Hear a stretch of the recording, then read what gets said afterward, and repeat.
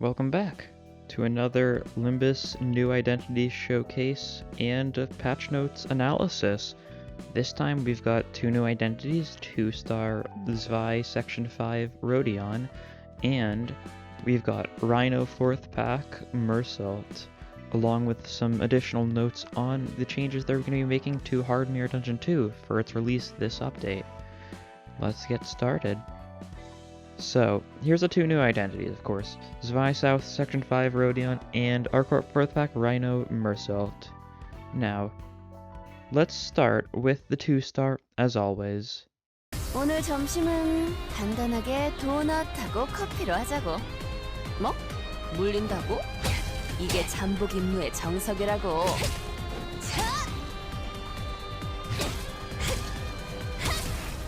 자, 이번 임무도 순조롭게 끝.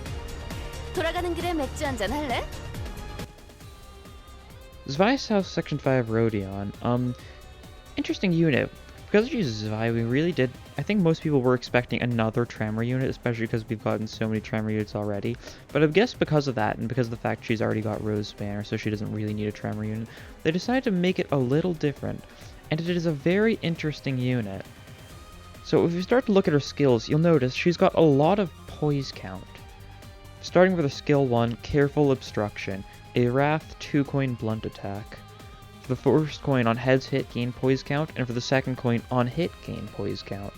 So you're already seeing this is a poise unit that has a lot of poise count gain potential. Now, her skill 2, Focused Defense, is a blunt 2-coin sloth skill. On use, at X plus shield gain poise count. Now, how good this is probably going to depend on just how much shield it needs, and you'll see that this is kind of related to the passive, which we'll get to later. But, if it is something like reasonable good, that could be pretty good. And of course, heads hit with the first coin also gain poise count, so you'll already notice these skill 1 and skill 2, very high poise count. And if we go down to the skill 3, Subdue Threat, a Gloom 3-coin blunt attack. On use at X plus shield, boost coin power, so each of the coins is going to be stronger. This probably means it's going to be something where it's going to be like, oh, +1 for coin normally, but maybe you can up it to like a +2 or a +3 based on the shield. So it's going to be pretty weak without the shield, most likely, based on what we've seen of like the semi-tanky-ish units. Skill 3s, stuff like Warp Meursault, with the +1 on each of its coins. And if on crit with the third coin, inflict fragile next turn. Now, this unit's gonna have a lot of poise count, so that's not like the worst thing. Although you will notice, this unit has absolutely no way of giving herself any sort of poise potency, so she's gonna be stuck at 5% chance for crit, no matter what, unless you've got, say, ego gifts or some other way to actually buff her poise, such as like support passives. Because if we move on to her passives, her defense is just a simple card, just defensive passive, or just defensive skill, nothing special there. And her passive, Defensive Breathing, gain X shield per Y poise count at the start of the combat phase. So she's kind of using poise in order to build up her shield. This passive is probably going to be pretty easy to trigger. It'll probably just be on like something owned, like Wrath owned, something like that, Sloth owned, one of those. And its entire purpose seems to be to turn your poise count into shield. Now, you don't lose the poise count, of course, but you're going to use it in order to be defensive. So definitely a very different way to go about a tank unit, although it does make the poise feel kind of redundant. It could have been something like Charge for like the exact same effect, because, well, 5% chance for crit, no matter how much poise count you have, that's not great. And her support passive, Designated Protection, is basically the same thing, but it's one ally with the lowest HP percentage gains X shield per Y poise count at the start of the combat phase. So just the exact same thing, but it's the ally with the lowest HP percent.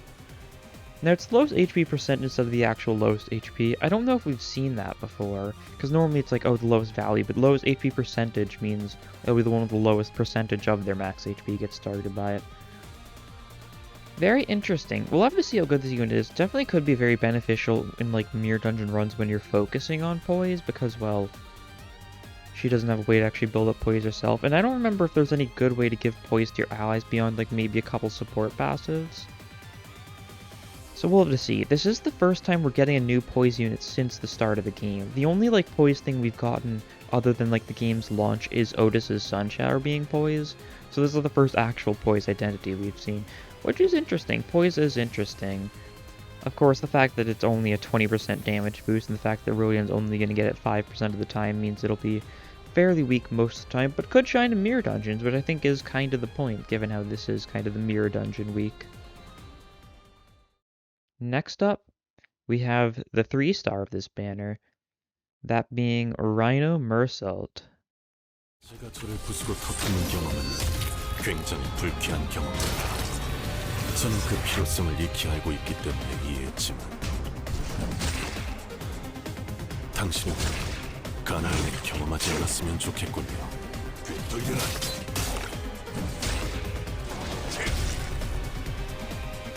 알겠습니다.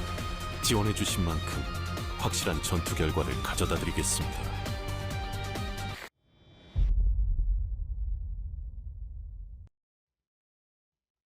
So, our 4th Path Rhino Meursault is another unit that isn't exactly what we were expecting. It's a Rhino, you'd expect it to be something like Tremor, big like heavy damage, but once again they're not going for Tremor. Instead, this unit is charge, bleed, and a little bit of requiring speed, although not without a way to give himself haste, but he does have a way to give himself speed. So looking at his skills, Weighty Bash, his skill 1, is a NV 1 coin blunt attack, and you'll see here, at X plus charge count boost final power, and at X plus speed deal more damage.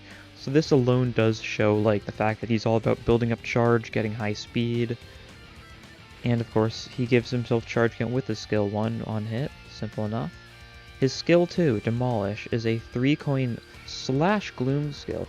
Now it's interesting because this is more of a slash unit than a blunt unit. Only the skill 1 is a blunt unit, or is a blunt skill, which isn't what you'd expect from a Rhino.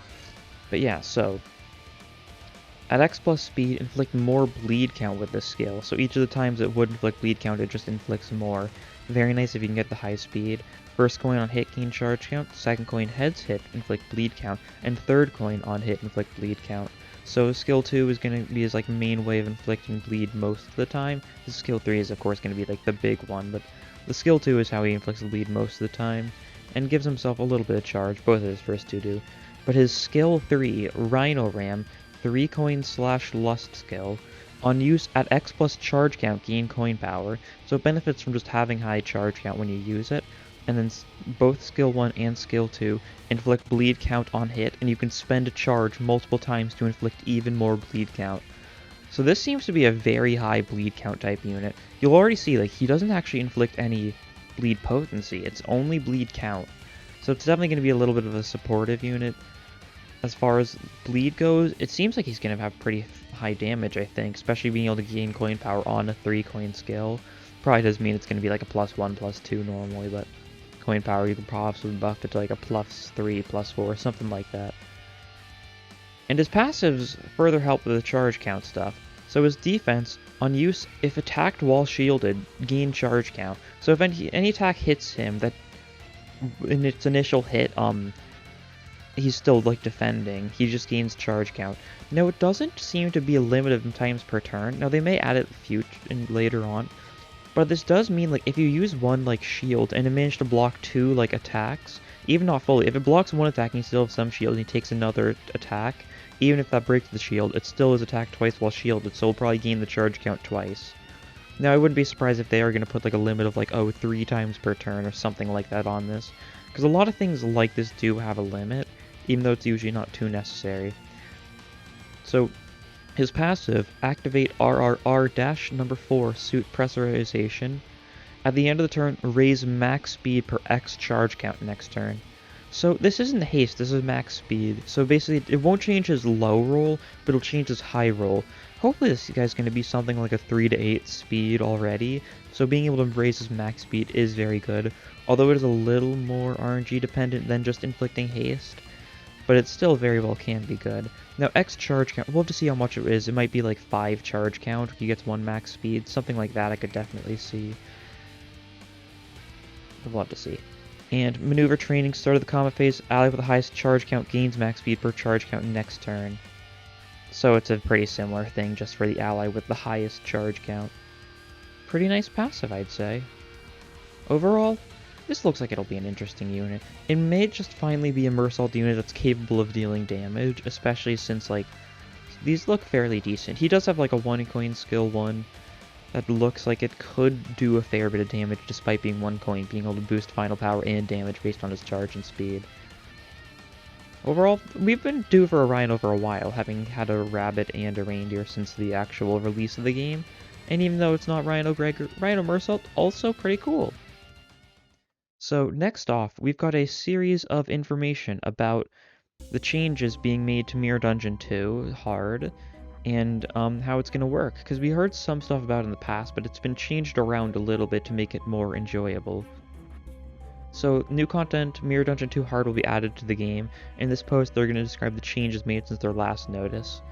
Now, of course, requirements: you need to clear Mirror Dungeon 2 already on normal, and in case you forgot, Mirror Dungeon 2 requires you to have beaten Kanto 4, so once again, you're going to need to beat Kanto 4 in order to do it.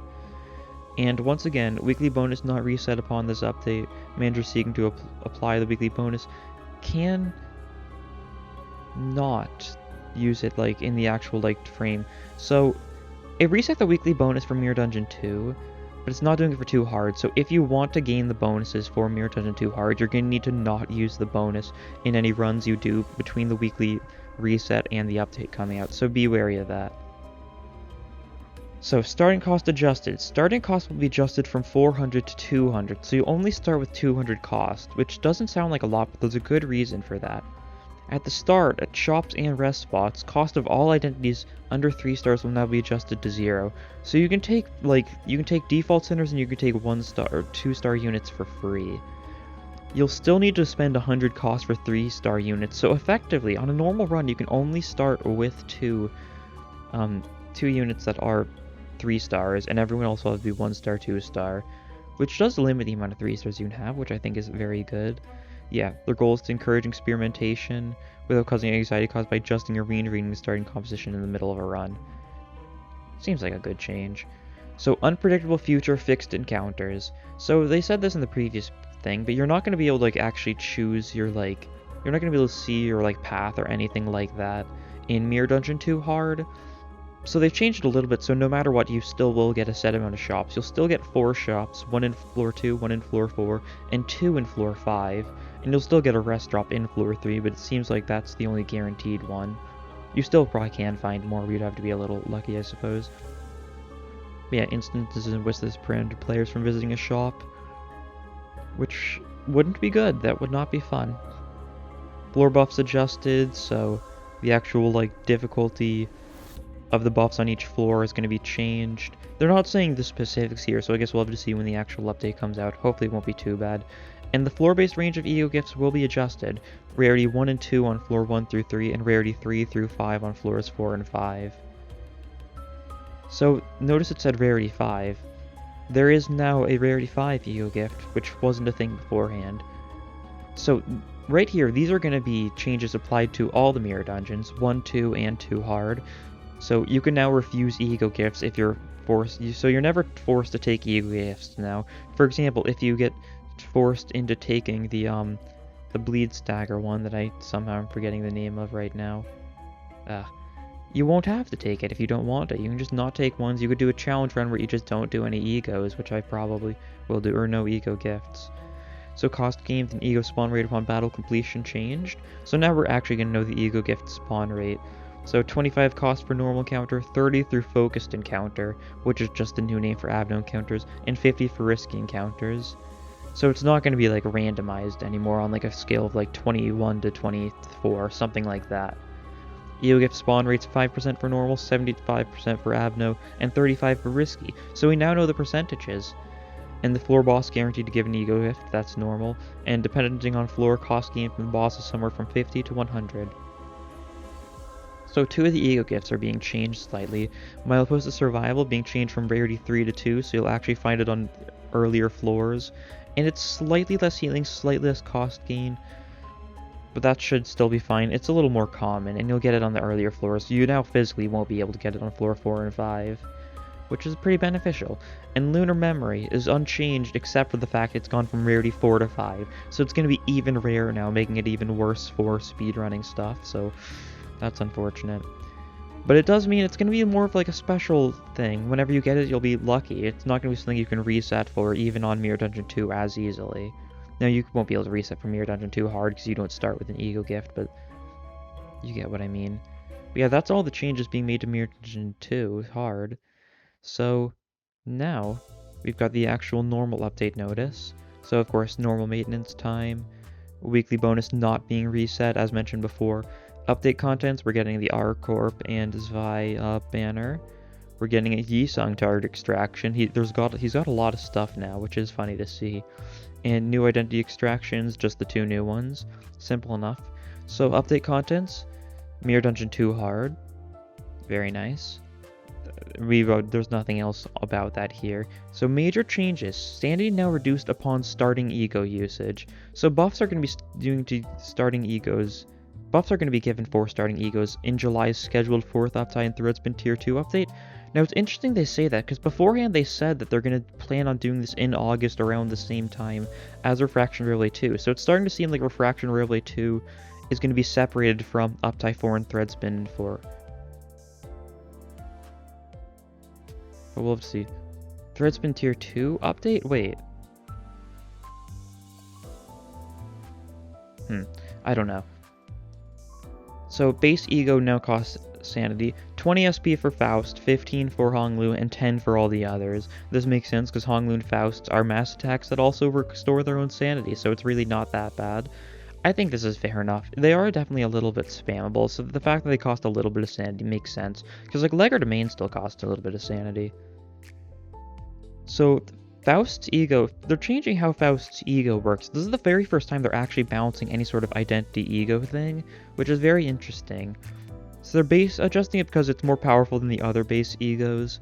So now, I believe it heals, its SP heals a little different. It heals 8 SP for 3 allies with the lowest HP, and alongside the fact that, it'll increase with Threadspin 3. So Threadspin 3, which is going to be what you have already. So heal 10 SP for 3 other allies with the lowest SP instead of 12 for everyone, which is fair enough. And now the passive, it's being changed, so instead of just being an insane, like, final power-up to all skills for the first 10 turns, and being 2 protection after 10 turns, instead if an enemy is staggered during this attack, one out of the lowest SP has +2 heal efficiency next turn, 3 times per turn. Which is interesting. It's definitely like a nerf overall, that's obvious, which is fair enough. That passive was kind of busted, so it makes sense. Now the amount of SP being gained on defeating someone is being changed, so now it's no longer going to rely on level difference, you just heal 10 SP upon killing someone. And whenever an ally defeats an enemy, everyone else recovers SP in the process too, instead of just being based on level difference. Oh no, it means defeated by an ally. Yeah, wait, no, I was like, wait a second, does it mean like people killing other people? No. So update contents, major changes of terminology. So Abno encounter has been renamed to Focus encounter, simple enough. Bug fixes, a lot of bug fixes. Don't know if there's anything like fixed errors in choice events of Blubbering Toad, makes sense because, well, oh no, it's in the event, so maybe that's unrelated to the actual fact we're about to see him in the Mirror Dungeon. Yeah, Lunar Memory would not persist in battles with multiple enemy phases. I did notice that. That makes enough sense. Talisman's effect activation. Yeah, Sinclair's Talisman was busted. It's a good thing that works. Fairy Wine was summoning weirdly. I have no events to gain cost in Hell's... Oh yeah, the Hell's Chicken Dungeon is different now, I guess. That makes sense. So they've changed Hurting Bear, Skin Prophet, and KQE to Brazen Bull, Monkey Tree, and Rose Hunter. So you can actually see the Rose Hunter now in the Hell's Chicken Dungeon, which is earlier than you have it unlocked. Interesting. And 300 Lunacy is normal, and nothing special there. That'll be all for the changes they've made. It'll be good. I'll be streaming the update as soon as it comes out, doing some Mirror Dungeon 2 hard. Feel free to join in when that happens. But otherwise, thank you for watching, and I'll see you guys next time. Bye.